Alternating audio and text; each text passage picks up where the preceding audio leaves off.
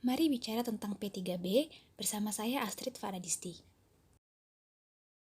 P3B atau Perjanjian Penghindaran Pajak Berganda atau yang disebut Tax Treaty adalah perjanjian perpajakan antara dua negara yang dibuat dalam rangka meminimalisasi pemajakan berganda dan berbagai usaha penghindaran pajak.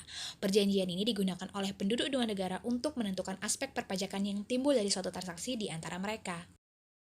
Penentuan aspek perpajakan tersebut dilakukan berdasarkan klausal-klausal yang terdapat dalam tax treaty yang bersangkutan, sesuai jenis transaksi yang sedang dihadapi. Sebagai suatu perjanjian, sebuah treaty adalah kontrak yang mengikat suatu negara dengan negara lain dalam hal perlakuan perpajakan. Oleh sebab itu, di dalamnya selalu berisi klausal-klausal, pasal-pasal, dan ayat-ayat yang berkaitan dengan suatu aspek transaksi dan pihak tertentu. Pasal-pasal atau ayat-ayat yang terdapat dalam sebuah teks treaty pada dasarnya dapat dikelompokkan menjadi 4 bagian besar, yaitu bagian yang mengungkapkan cakupan teks treaty, bagian yang mengatur minimalisasi pengenaan pajak berganda, bagian tentang pencegahan penghindaran pajak, dan bagian yang mencakup hal-hal lainnya. Dalam persetujuan penghindaran pajak berganda, kita dapat menemukan beberapa terminologi atau pengertian yang secara umum diterapkan oleh dua negara yang bersepakat. Antara lain, pertama adalah istilah person, meliputi orang pribadi, perusahaan, dan setiap kumpulan dari orang-orang dan atau badan. Yang kedua adalah istilah company, berarti setiap badan hukum atau setiap entitas yang diperlakukan sebagai suatu badan hukum untuk tujuan perpajakan. Yang ketiga adalah istilah enterprise of a contracting state dan enterprise of the other contracting state. Ini adalah masing-masing perusahaan dari suatu negara pihak pada persetujuan dan perusahaan dari negara pihak lainnya pada persetujuan.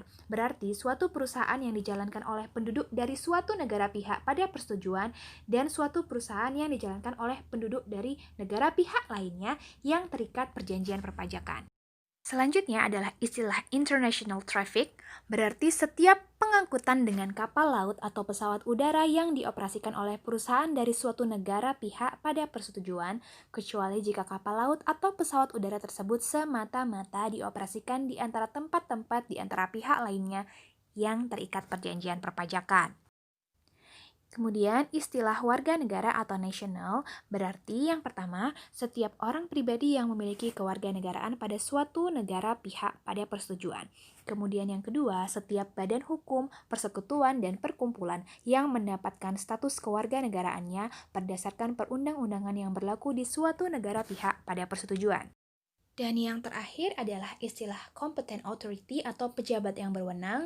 Misalnya di Indonesia itu adalah Menteri Keuangan atau wakilnya yang sah. Kemudian di Cina ada Administrasi Perpajakan Negara atau the State Administration of Taxation atau wakilnya yang sah. Kemudian yang terakhir untuk Amerika Serikat ada the Secretary of Treasury dan wakilnya yang sah. Model P3B adalah ketentuan-ketentuan mengenai penghindaran pajak berganda yang telah distandarisasikan, yang digunakan sebagai acuan oleh negara-negara di dalam melakukan perundingan. Terdapat beberapa model untuk P3B. Nah, perumusan P3B didasarkan pada salah satu model yang tersedia sebagai berikut. Yang pertama itu adalah Organization for Economic Cooperation and Development Model, atau disingkat menjadi OECD model. Kemudian yang kedua ada United Nations Models atau UN model. Dan yang ketiga adalah United States model atau US model. Model OECD merupakan model P3B untuk negara-negara maju yang didirikan di Paris pada tanggal 14 Desember 1960, yang beranggotakan banyak sekali negara-negara maju. Contohnya adalah Australia, Jerman, Prancis, Inggris, Korea Selatan, dan masih banyak lagi. Dikarenakan negara-negara tersebut adalah negara-negara pengekspor modal maupun jasa, sehingga model ini lebih mengedepankan pada azas domisili. Yang kedua, kita akan melihat untuk model UN atau United Nations. Pada model ini didesain secara khusus untuk kebutuhan negara-negara berkembang. Model ini memberikan hak pemajakan yang lebih luas kepada negara sumber atas penghasilan yang timbul dari wilayahnya. Sedangkan untuk model US ini atau United States ini merupakan P3B antara Amerika Serikat dengan negara mitra runding mereka. Lalu seperti apa sih model P3B untuk Indonesia? Nah, model P3B yang dianut oleh Indonesia mengkombinasikan model UN dan prinsip-prinsip pokok yang terkandung dalam Undang-Undang Perpajakan Nasional. Perpaduan antara dua model itu menghasilkan suatu model yang disebut model Indonesia yang menjadi dasar berpijak dalam perundingan P3B. Hal-hal yang dapat mendorong perkembangan negara Indonesia menjadi lebih maju dapat diatur dalam perjanjian ini. Misalnya penghasilan atas guru dan peneliti yang dalam kedua model baik UN ataupun UICD itu tidak diatur, namun dalam model Indonesia diatur di pasal tersendiri. Dikarenakan aspek perpajakan yang berbeda-beda, maka satu negara dengan negara lain, P3B-nya bisa berbeda-beda. Nah, selanjutnya kita akan melihat seperti apa sih cara membaca P3B. Bahasa hukum dalam perjanjian internasional dapat menimbulkan suatu teks dispute yang bersumber dari kesalahan dalam menafsirkan kalimat-kalimat yang ada dalam pasal-pasal teks treaty tersebut yang tidak sesuai dengan makna yang sebenarnya, sehingga penerapan perlakuan perpajakannya pasti akan berbeda. Di sini saya akan memberikan sedikit contoh untuk membaca salah satu pasal di dalam teks treaty ini.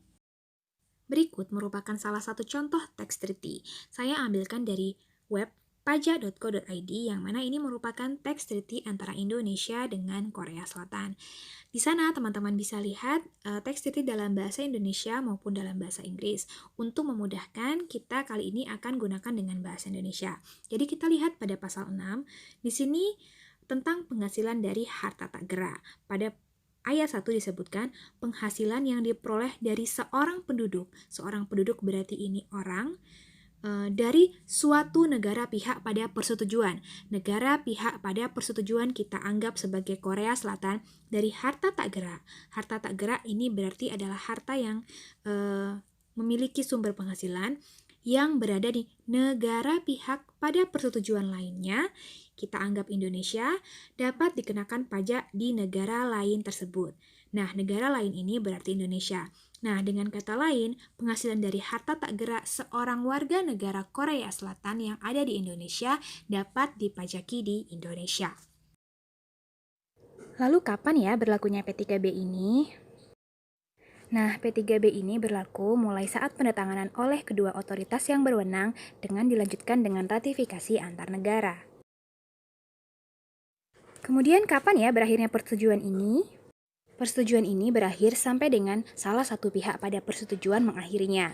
Nah, jika salah satu negara ingin mengakhirinya, harus menyampaikan pemberitahuan tertulis 6 bulan sebelum berakhirnya tahun takwim. Thank you for watching dan sampai ketemu di video selanjutnya.